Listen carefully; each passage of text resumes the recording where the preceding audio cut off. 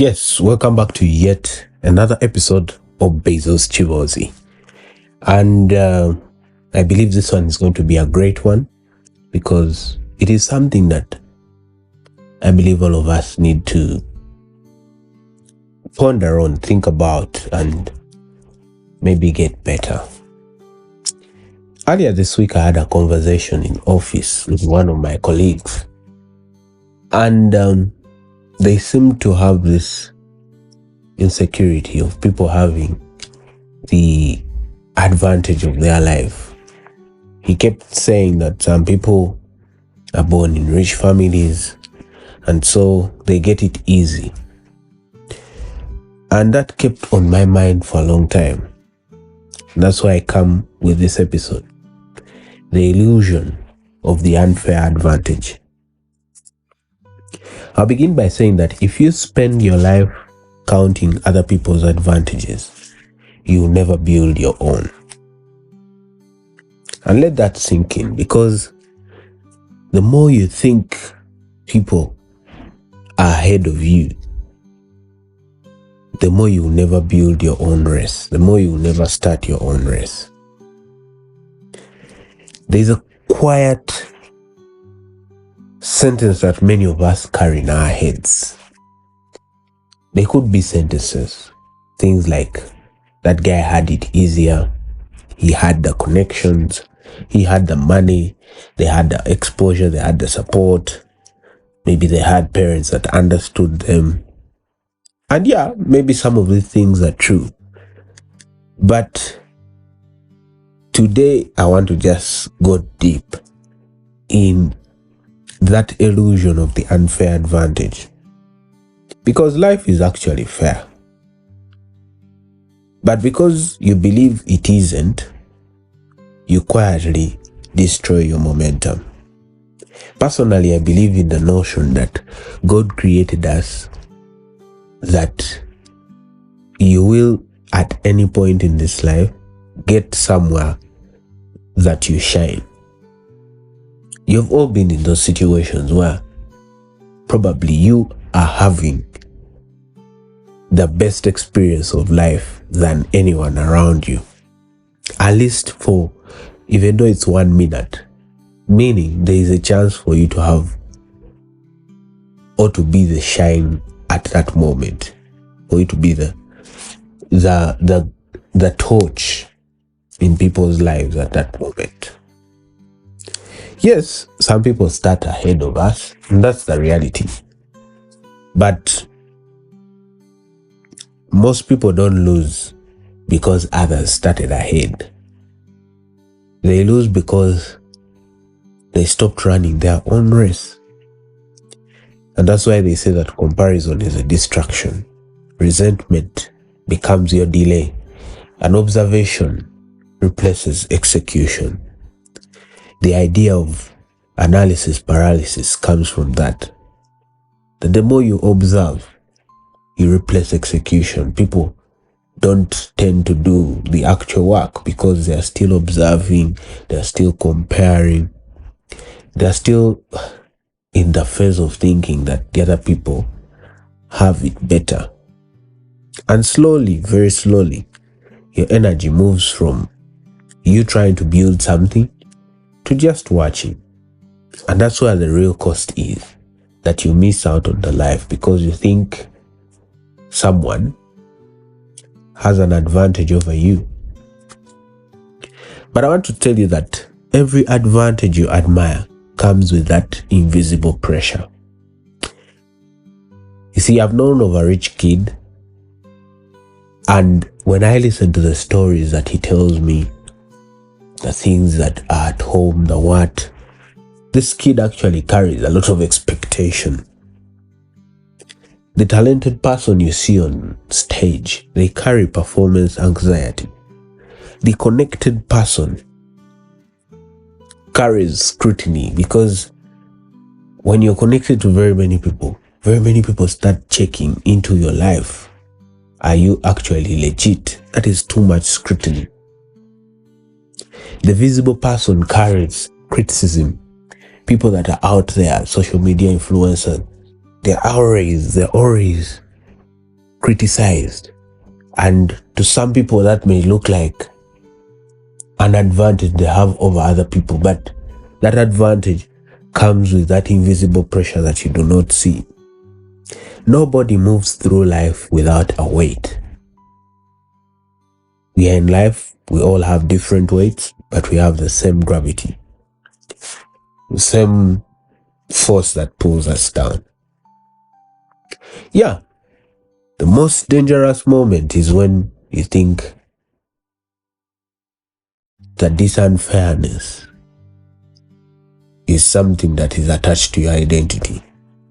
When you start saying that because they have that advantage, people like me cannot make it.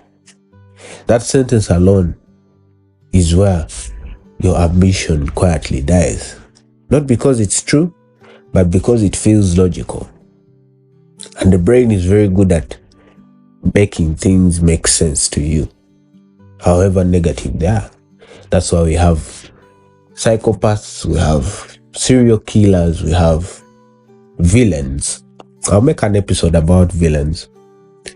You see, they have a truth in them because the mind has made that version of life make logical sense to them.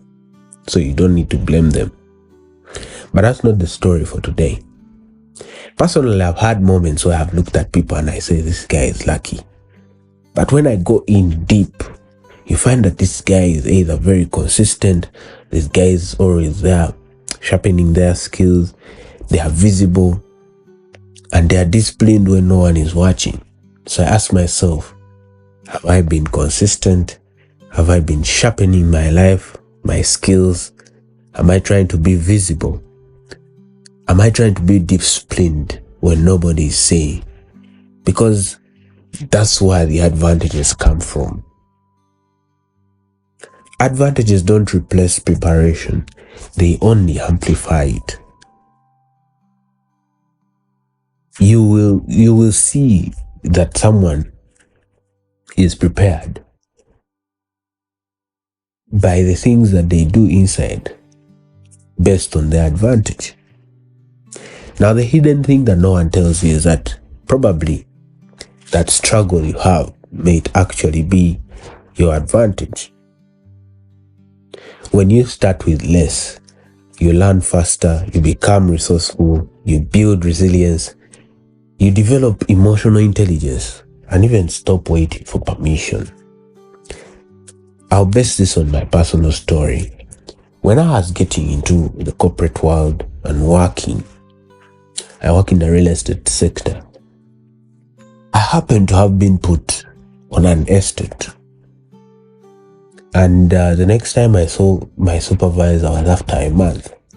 But I had to do something in that month to show that I'm working. So I started with nothing. I had to teach myself everything. Right now, when I talk to people, when I meet new entrants into the industry, I know where they can start from. Because of me starting with less, I had to learn faster, I had to become resourceful, I had to build the resilience, I had to have that emotional intelligence to do a few things by myself without permission. Many people with head starts never develop that muscle. They break when life starts to finally resist them. And that's why I'm saying that struggle may actually be your advantage. So think about it. Life is not equal, but opportunity responds to skill, consistency, relationships, repetition, courage. Those are the things that life responds to. And so if you are out there and you see that maybe you say you don't have an advantage, this is what opportunity responds to. Opportunity responds to a skill. When you sit down and build a skill, I have a friend of mine that always told me that, oh man, you do graphics, man, you have a skill or you have something that makes you money. So we sat down and said, come up with a skill that you can learn. The guy is now a very good coder. He's coding. And I'll tell you that if he wanted, he would make money out of it. It's just that maybe a few things here and there are missing. But I'll assure you, he's very good at coding. Websites and all that, and apps and website things, the languages and all that. He is very good. Took him only 6 months. 6 months of dedicated time to one skill. He didn't do it every day, because most people look at 6 months and say, I can't do something for 6 months. No, you can do something for 6 months every 5 minutes. It's possible. And if you do it every 5 minutes a day for 6 months, you will have accumulated enough time to master that craft. Make it 15 so that it's more concrete. But opportunity responds to skill, consistency, relationships, reputation, and courage. It doesn't respond to complaints. It doesn't respond to comparison. It doesn't respond to background stories. No, markets reward value. They don't reward fairness. And that's the harsh truth. Markets reward value. They don't reward fairness. And it's in skill, consistency, and relationships and all those other things I said that you build value in this world. So if you feel that you are behind, and this is something that you want to do, you want to get yourself those, what you call the unfair advantages, you need to first of all stop auditing other people's life. Audit your own life. Because it's funny that we only get one life, but very many people focus on other people's lives and forget their own one life that they have. If you are a cat, maybe the first 7 or the first 4 lives that you have, you can compare. Then you have a good 3 other years, 3 other lives. But focus on yours. Audit your habits. Don't audit other people. Then build uncommon skills. Build uncommon skills. Visibility follows competence. You know, when you're visible enough, you then become competent because they see what you can do. And if you build on uncommon skill, right now, if you build a skill in AI, it will be common, but it will be uncommon for very many people, because there's a big chunk of people in the African continent that think AI is just a phase, especially in Uganda here. So it's something that you should see. Build uncommon skills, things that are not very, very common now, because they will pay off. They will pay off. At the time when I learned graphics, my God, there were very few guys who could actually do good graphics. But in my second, I think 3rd year of doing graphics, I started earning from it. And I was actually scared. The first post I ever did, I charged 5,000 Ugandan shillings. 5,000 Ugandan shillings. And the person told me, man, you're actually good at this thing. Think about actually making it a business. And so that's how I built that side of me. I went in. Right now I do a poster not less than 30,000 shillings. That is very high for the market, but I mean, if you've been doing something for close to 5 years, then it's something that you have. A small bit of you has mastered it. I've not really mastered the whole thing, but I mean, there is a lot that comes with the years. Yeah. Then create your own rooms. Waiting for invitations is actually very expensive.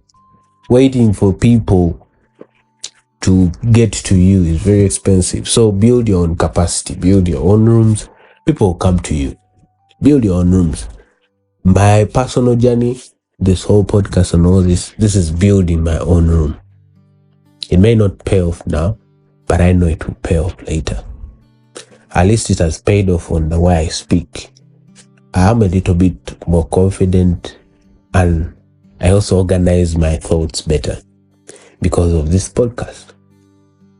I'll tell you that these days I no longer record 10 times to get one podcast episode. I record once and that's it. That is what I post. I just add music at the beginning and at the end and post. Because the eloquence has come with time. Been doing it for 2 years now. Imagine when I do it for 10 years, 5 years. Because I imagine myself doing it for a long time. Build your own rooms, build your own capacity. Document your journey. That is something that I learned recently. But if you document your journey, you will start to see where you're missing something. When you track something, you actually measure its performance. That is your life. If you mark your journey, this is what is happening, this is what is not happening, you can actually improve it. And then play in the long-term games. Don't do short-term things. Most success stories are just patience in disguise. Patience in disguise. As long as you're doing the right thing and you're patient enough, you stay in long enough, you get whatever you need from that. The enemy isn't the advantage. It is your delay. Your delay that comes out of thinking that person is better. It is the weeks where you hesitate, the months where you overthink, the years you wait for confidence. I waited 2 years. I always say this on my podcast. I waited 2 years before I did the podcast. But now I've done it for 2 years. I can't go back. I can't go back. This is the best thing that ever happened to me. And the longer you stay waiting, you steal your future. Your future runs away from you. Yeah, some people are ahead, but many finish behind because comfort makes people lazy.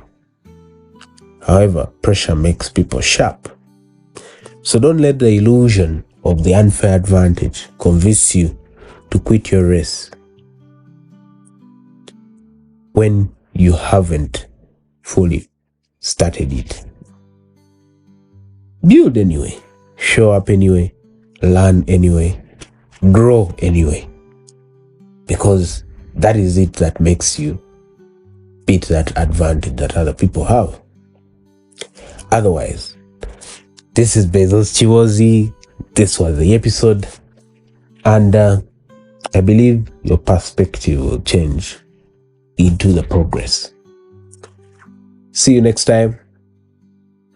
Keep it at Beizzo's Kiboozi.